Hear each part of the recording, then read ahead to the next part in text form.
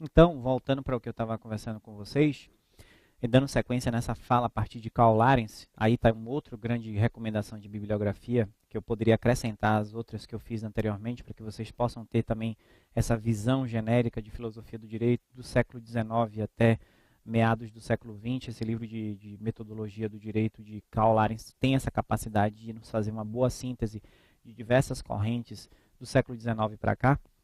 E pegando essa deixa, eu quero chamar a atenção para isso. Então, em hermenêutica jurídica, a ideia que também está presente no livro Introdução ao Estudo do Direito de Tércio Sampaio, ele chama a atenção para um seguinte detalhe, que eu daqui a pouco eu vou explorar com mais profundidade. Qual é o seguinte detalhe?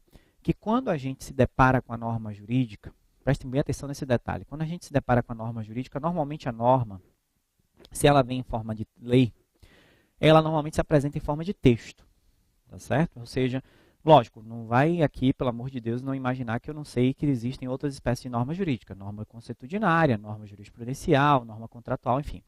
Mas normalmente a gente tem como carro-chefe as leis, né? E as leis normalmente se apresentam em forma de texto, tá certo? Bem, esse texto, normalmente, se a gente quisesse pegar fazer uma construção aqui para poder explicar isso melhor, a gente diria assim, olha, normalmente a lei expressa a língua do legislador. A língua do legislador, tá certo? E normalmente essa lei que precisa ser interpretada, olha o detalhe, que precisa ser interpretada, então já estou dizendo que não há lei que possa ser aplicada sem requerer, sem exigir, sem necessitar de interpretação. Então toda e qualquer lei necessariamente precisa ser interpretada para poder ser aplicada. Então, essa lei ao ser interpretada, ela vai ser a seguir aplicada pela autoridade que é competente para fazê-la, aplicada a um caso concreto, de modo a decidir um conflito. Ok? Beleza.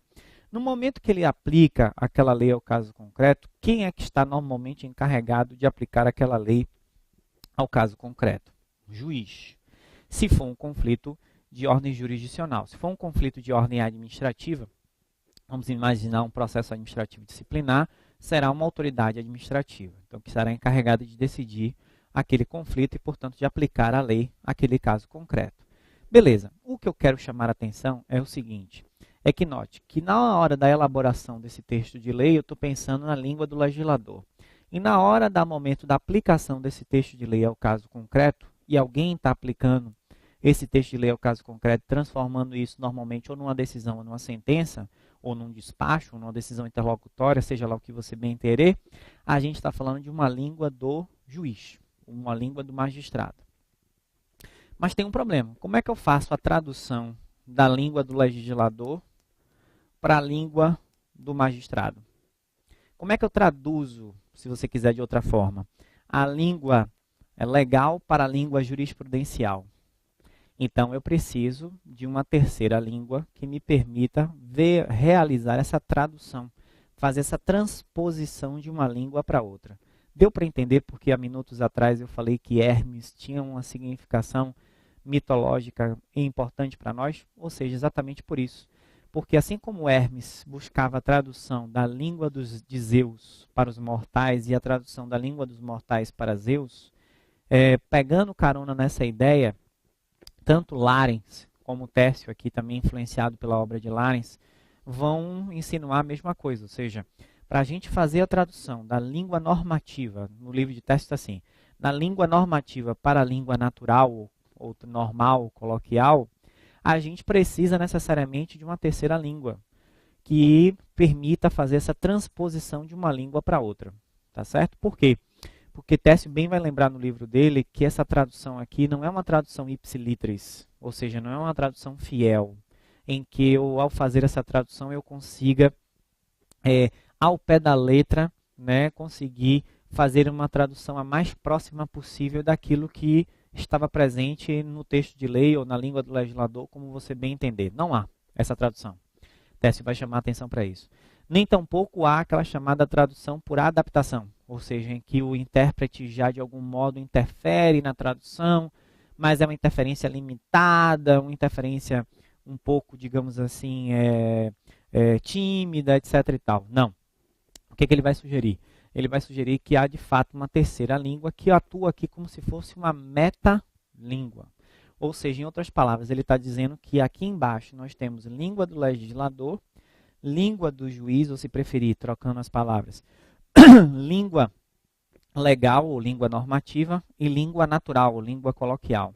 E para fazer essa transposição, acima dessas duas línguas eu tenho aqui acima a língua hermenêutica, que me permite exatamente fazer essa transposição de uma língua para outra.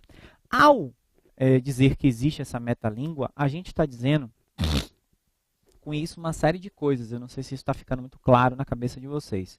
Eu estou dizendo, por exemplo, que durante o processo de interpretação, o intérprete tem como ser de alguma forma controlado, tem como ser de alguma maneira limitado nesse processo de interpretação? Tem.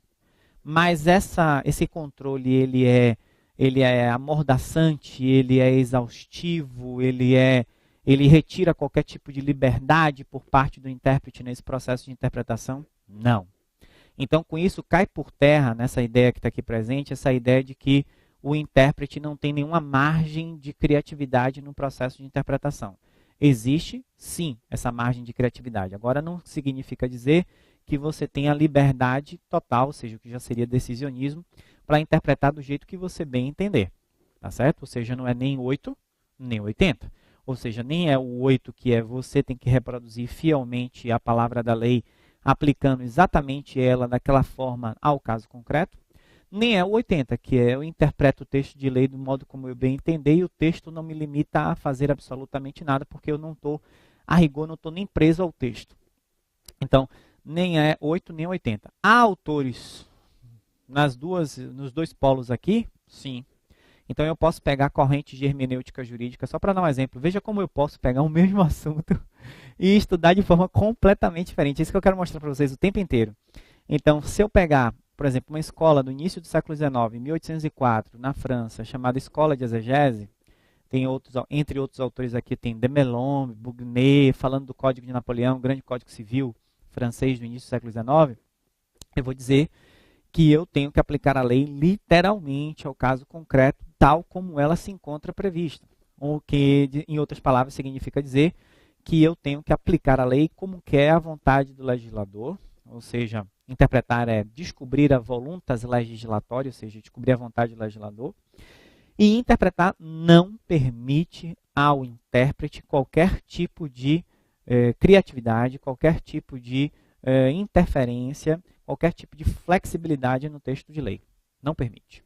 Então, é assim que viam, é assim que enxergava esse problema, como nome, autores como Bugnet, autores como Demelong, autores como Malbec, que eram autores franceses aqui do início do século XIX. Beleza. Do outro lado, se eu for pegar um grande autor alemão chamado Hermann Kantorowicz, que é chamada hermenêutica filosófica livre, né, ou hermenêutica livre, também conhecida como hermenêutica decisionista, dependendo do autor que você esteja estudando, ele vai dizer que não, que o intérprete não está preso ao texto de lei, que a rigor, ele, intérprete, está preso a fazer a justiça, e fazer a justiça nem sempre necessariamente é se manter preso, amarrado ao texto de lei. Então, o que é que isso significa dizer, em outras palavras? Significa dizer que eu tenho, ao longo da história, tá? Sobretudo a partir do século XIX, chegando até o século XXI, diversas escolas de filosofia jurídica e que vão enxergar esse problema de modo diferente. Agora, professor, por que você não faz esse avanço histórico nos listando todas essas escolas? Primeiro, que a gente não teria tempo. E segundo, porque normalmente essas outras escolas até aqui foram pouco cobradas nas provas. Então, a gente não pode perder o foco nas provas. E terceiro, porque normalmente o que cai nas provas é o entendimento que é o mais seguido, ou seja, o entendimento que é o mais, eu diria assim, o mais sedimentado, o mais embasado, o mais presente, ou seja, aquilo que seria, no linguajar que você já conhece, a doutrina majoritária, ou o entendimento jurisprudencial majoritário. Então, significa dizer, por que eu estou enfatizando mais essa ideia de transposição de uma língua para outra, nessa ideia de línguas diferentes e que caracterizam a hermenêutica jurídica? Porque hoje me parece, olhando para as provas e olhando para os autores, tanto brasileiros como estrangeiros, que esse seja talvez um entendimento mais, eu diria assim, constante, mais presente. Seria o ponto de equilíbrio entre essas diversas escolas de filosofia do direito. Lógico, se você não gostou da ideia, se você se filia a esse ou aquele outro entendimento, beleza, eu não estou aqui para divergir de ninguém. É pelo contrário, se é uma coisa que a gente aprende em filosofia, é exatamente respeitar essa liberdade, né, que o outro tem de pensar de forma diferente de nós. Agora lembre-se, não é ainda chegado o momento de você ter um entendimento seu próprio. É melhor que você entenda de acordo com aquilo que as provas estão cobrando. Então, dance de acordo com a música e não querer dar tirar uma de ou de doutrinador e vai defender A, B ou C porque eu gosto mais do livro de fulano de tal, etc e tal. Então, abra um fã-clube para fulano de tal, mas não vai fazer prova de concurso, porque na prova de concurso você não tem que ser fã-clube de fulano de tal que sustenta determinada tese. Você tem que ser aquilo que a prova está cobrando, tá certo? Então, vamos então para o slide para eu dar algumas pinceladas e aprofundar mais essa nossa conversa. Então, aqui no slide eu coloco aqui, a expressão hermenêutica deriva do nome de um deus grego, Hermes, o deus capaz de traduzir a língua dos deuses para a língua dos mortais e vice-versa. Por isso, entre os gregos, a figura de Hermes era associada à imagem de uma porta, a porta da casa, né? Pois a porta é o lugar de fronteira entre a casa e a rua, entre o espaço público e o espaço privado, entre a família e a sociedade, entre o sangue e a política, enfim, entre o dentro e o fora. Logo, interpretar não é apenas aquilo que o intérprete diz a partir de sua própria circunstância de vida, né, o que seria o dentro. Pois, nesse caso, interpretar seria dar uma opinião. Seria mera doxa, no sentido grego da palavra deoxizar. Ou seja, interpretar seria emitir uma opinião. Nem tampouco é apenas esclarecer o significado de algo a partir das circunstâncias externas, ou seja, dar o significado de alguma coisa a partir das circunstâncias externas sem que aquele significado, de algum modo, não tenha sido contaminado por você que está realizando a interpretação. Então, não é também apenas a interpretação completamente objetiva, sem nenhuma carga de subjetividade, onde aspectos objetivos como características políticas, econômicas, ideológicas, é que vão determinar, né, como a pessoa interpreta. Também não é isso. Então, nas quais o intérprete se vê emaranhado. Pois, nesse caso, interpretar implicaria em castrar por completo a autonomia da vontade dele, ou seja, do intérprete. Então, o intérprete nem pode ser... volta aqui para mim, por gentileza. O intérprete nem pode ser completamente subjetivista, nem pode buscar completamente o objetivismo. É isso que eu estou tentando dizer logo de saída ali, por isso que eu estou fazendo essa alusão à porta, né? Então, se eu tivesse aqui de frente a mim, eu tenho uma porta. Mas, enfim, se eu tivesse aqui do meu lado uma porta, eu queria dizer exatamente isso. Pensem na ideia de porta filosoficamente, metaforicamente, dessa forma. Ou seja, a porta é uma fronteira.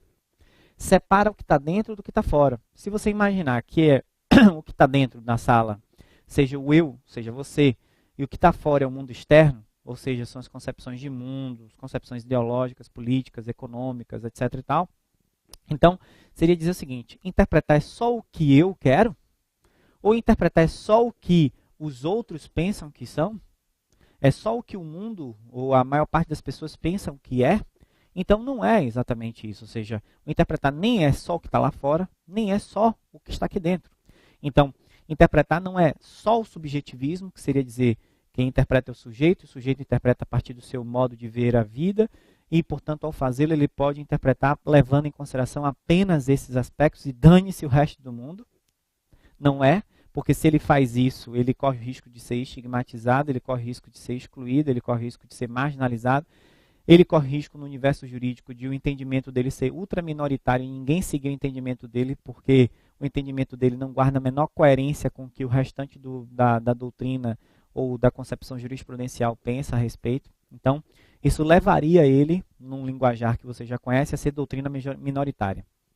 Agora, do outro lado, nem é tão pouco que só é o meio externo, porque se fosse só o meio externo, significa dizer que a interpretação poderia ser, em tese, completamente objetiva, ou seja, que interpretar é uma operação neutra, na qual o sujeito, de algum modo, não interfere nessa interpretação, o que também seria uma falha, porque isso também é um mito que já foi, inclusive, superado, já é objeto de diversas críticas, e que até meados do século XX estava muito presente, né, na ideia de gnoseologia, na ideia de epistemologia. Por exemplo, só para dar um exemplo, aqui no Brasil mesmo, alguns autores de meados do século XX aqui na Bahia, um grande professor de filosofia aqui, de Direito lá da UFBA, a faculdade onde eu dou aula, Faculdade de Direito da Universidade Federal da Bahia, o grande mestre Antônio Luiz Machado Neto, mas como é um autor de meados do século XX, ainda retratava nas suas obras essa ideia de busca de um sentido objetivo, onde para ele conhecimento científico era aquele conhecimento que buscava a neutralidade, ou seja,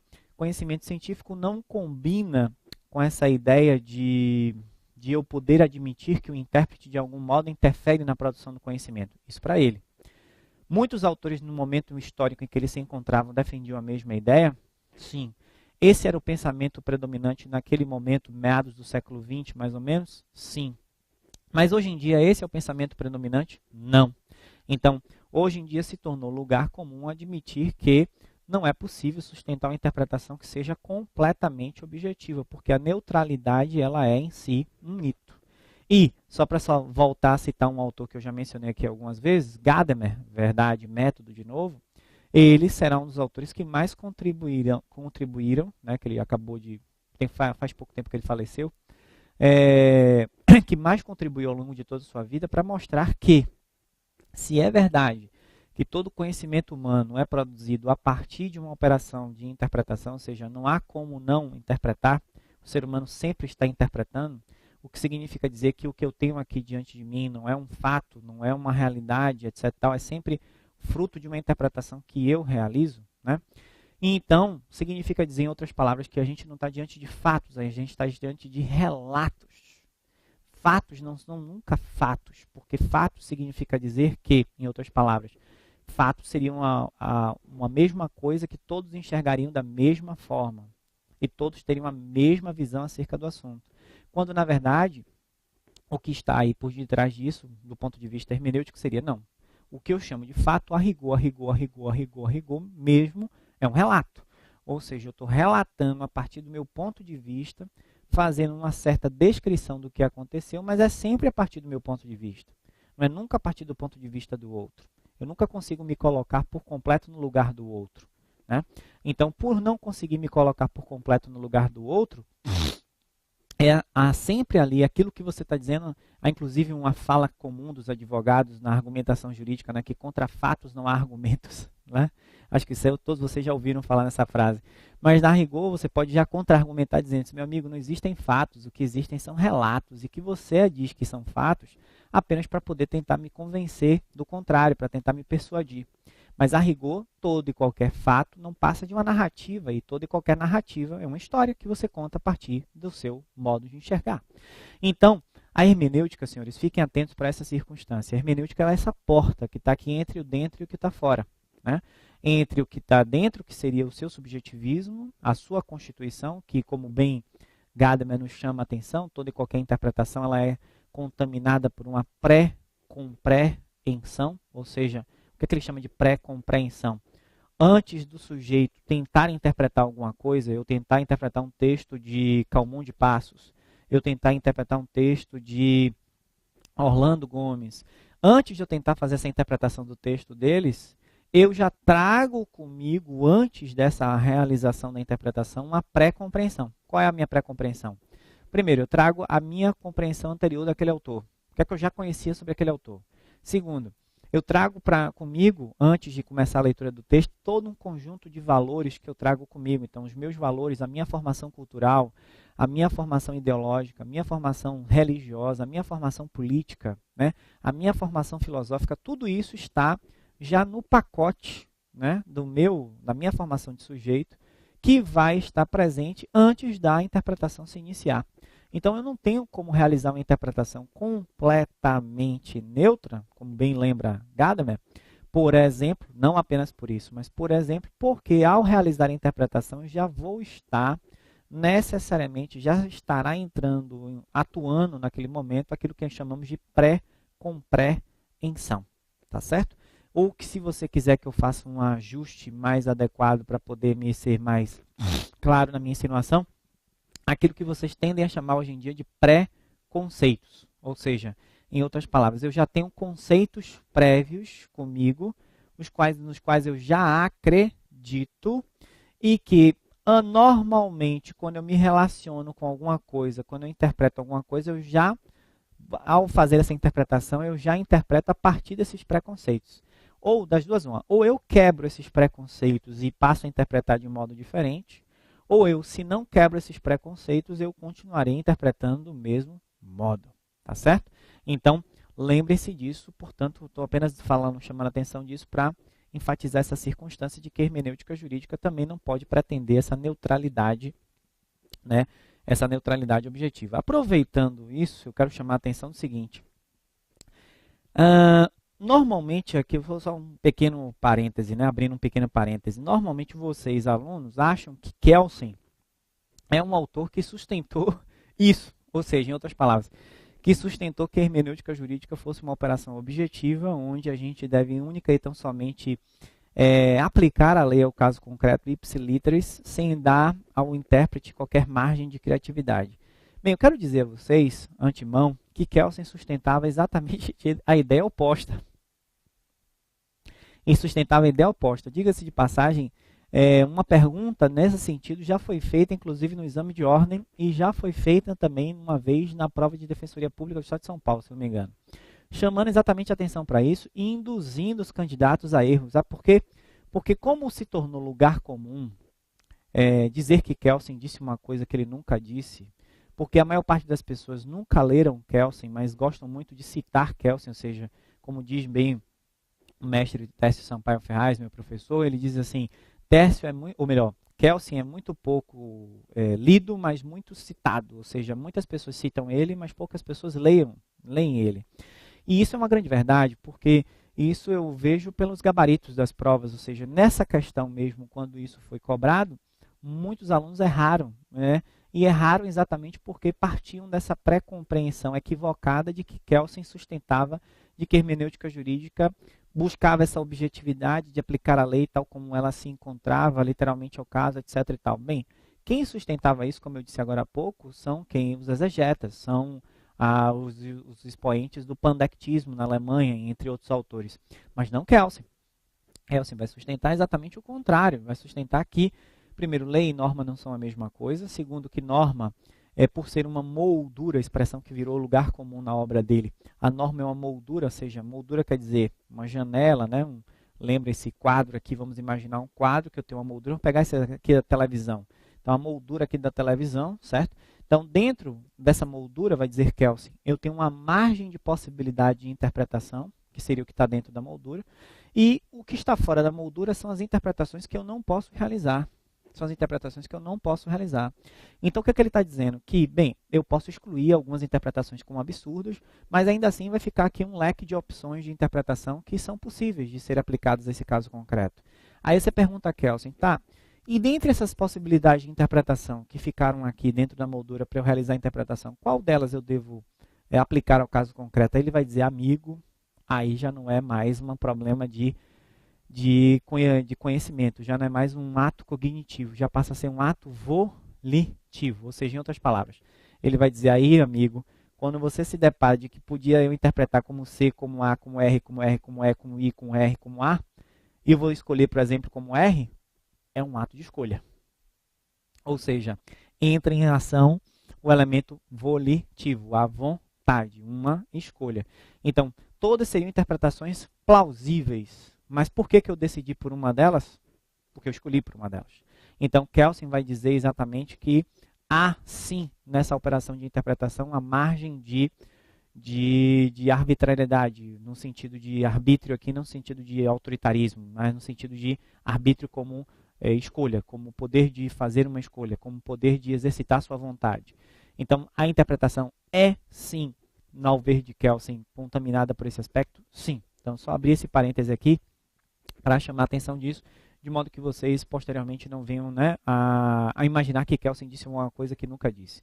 Vamos, então, voltar ao slide. Então, lá no slide, então, eu chamo a atenção para esse aspecto e coloco logo a seguir. Interpretar, portanto, é colocar na fronteira que separe, mas também une, separa, mas também une ao mesmo tempo a nossa subjetividade da objetividade da coisa a ser interpretada. Nesse sentido, interpretar é uma arte. Eis o problema da interpretação. Ela se encontra em uma zona de tensão, uma fronteira de duas línguas. Uma fronteira que separa, mas que também que une essas duas línguas. Cabe agora, então, enfrentar o problema da interpretação. Então, qual é o problema da interpretação?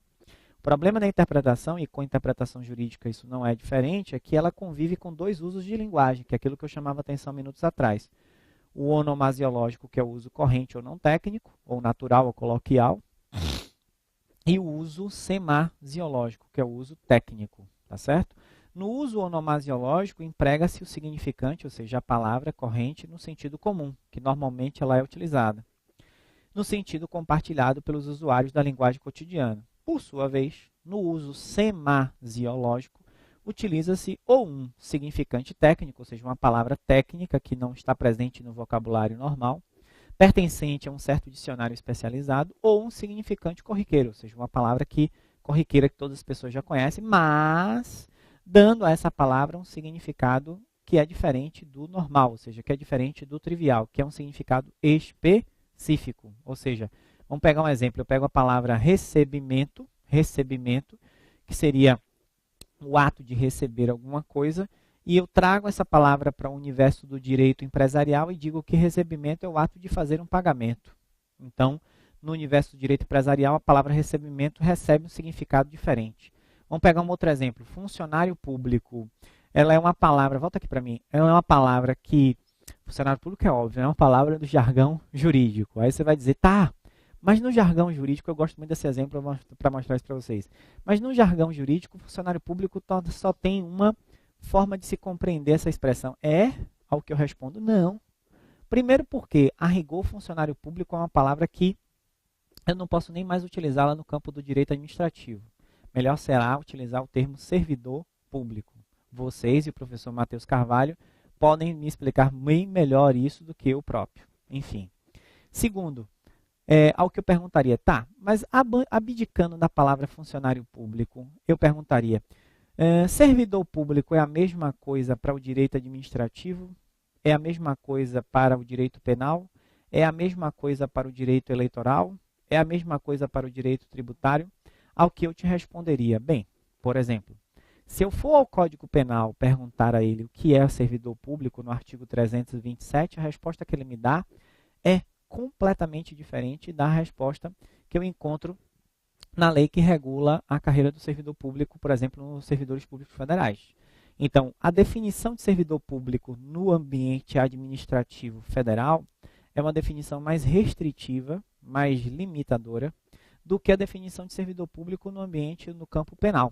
Então, note como dentro do próprio direito, é isso que eu quero chamar a atenção, mesmo utilizando da mesma linguagem jurídica, a linguagem jurídica se sofistica de maneira tal que, no campo do direito penal, essa linguagem jurídica dá à palavra servidor público um significado, mas no campo do direito administrativo, essa mesma linguagem jurídica dá à palavra servidor público um outro significado completamente diferente. Tá certo? Atenção para esses detalhes, porque são eles exatamente que fazem com que vocês cometam erros depois na hora de realizar as provas. Vamos então voltar para o slide, vamos lá? Então eu coloco aí. Então esse é o grande detalhe. Então os usos onomasiológico e semasiológico podem coincidir, mas nem sempre isto ocorre. Ou seja, uma mesma palavra pode ser empregada da mesma maneira pelos dois diferentes usos que se pode fazer da linguagem. A partir dessa circunstância fica claro que esses usos não se encontram completamente separados. Antes eles se implicam, ou seja, se contaminam, né? Interferem um sobre o outro. Isto é, o uso técnico da linguagem toma como ponto de partida o uso cotidiano. E esta relação entre os usos da linguagem acarreta a possibilidade sempre presente de quê? De dúvida. Então, o fato de existirem duas formas de você utilizar a mesma palavra sempre vai gerar a possibilidade de dúvida de que maneira eu poderia ou deveria estar utilizando aquela palavra, né? Quanto ao significado deste ou daquele vocabulário empregado pela norma jurídica. Então, por exemplo, matar alguém. Então, esse alguém aqui, eu vou utilizar alguém no sentido cotidiano da palavra ou no sentido técnico da expressão? Quem é o alguém? Então, alguém no sentido técnico só teria, por exemplo, a pessoa que nasce com vida. Mas quem é a pessoa que nasce com vida? Eu tenho que distinguir ela do nascituro, por exemplo. Ou tenho que distinguir ela do neonato, né? Ou tenho que distinguir do feto. Porque se já não fosse nem neonato, nem feto, aí é alguém. Mas se for neonato e esse alguém morreu, então já não seria mais homicídio, seria ou infanticídio ou aborto. Então note que a depender da mesma palavra, eu atribuo a ela um significado diferente, a depender da forma como eu a uso. Se eu uso no sentido semasiológico ou no sentido onomasiológico, ok? Disto decorre o problema da hermenêutica jurídica, o problema de superar essa possibilidade sempre presente de dúvida quanto ao significado da norma, ou seja, para que serve a hermenêutica? Para tentar superar essa dúvida, para tentar transpor essa dúvida. Sendo assim, então eu coloco, para que serve essa hermenêutica jurídica? Volta aqui para mim, é o que eu passo a responder daqui a pouquinho.